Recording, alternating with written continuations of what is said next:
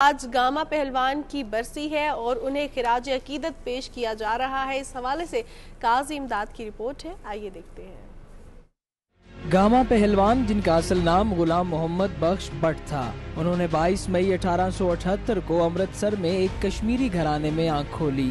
Gama پہلوان کے والد محمد عزیز بخش اور ان کے بڑے بھائی امام بخش بھی پہلوانی کا ایک روشن باب تھے۔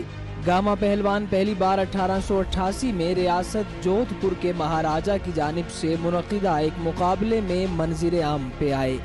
گاما پہلوان پر قسمت کی دیوی اس وقت مہربان ہوئی جب 1895 میں انہوں نے صرف 17 برس کی عمر میں اس وقت کے رستم ہند رحیم بخش سلطانی والا کو چیلنج کیا۔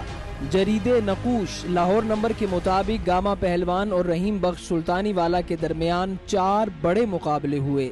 اس کے بعد انہیں اگلے رستم ہند کے طور پر دیکھا جانے لگا۔ گاما پہلوان نے 1902 میں صرف 22 سال کی عمر میں 1200 کلو وزنی پتھر اٹھایا اور اپنے سینے تک بلند کر کے کچھ قدم چلے بھی۔ 1910 میں گاما پہلوان نے لندن میں زی بیسکو کو چت کر کے رستم زمان کا ٹائٹل اپنے نام کیا۔ 1916 تک گاما پہلوان نے پورے ہندوستانی پہلوانوں بشمول پنڈت بدو برہمن کو شکست دے دی تھی۔ قیام پاکستان کے بعد وہ لاہور منتقل ہو گئے، جہاں انہوں نے اپنے بھائی امام بخش اور بھتیجوں بھولو برادران کے ساتھ بقیہ زندگی گزاری۔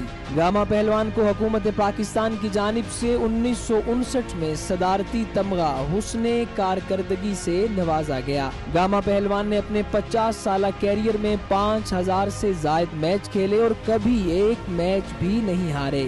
رستم زمان گاما پہلوان 23 مئی 1960 کو لاہور میں انتقال کر گئے۔ انہیں لاہور کے پیر مکی بازار کے قریب قبرستان میں سپرد خاک کیا گیا۔ گاما پہلوان کی برسی کے موقع پر ان کے مداح انہیں خراج عقیدت پیش کر رہے ہیں۔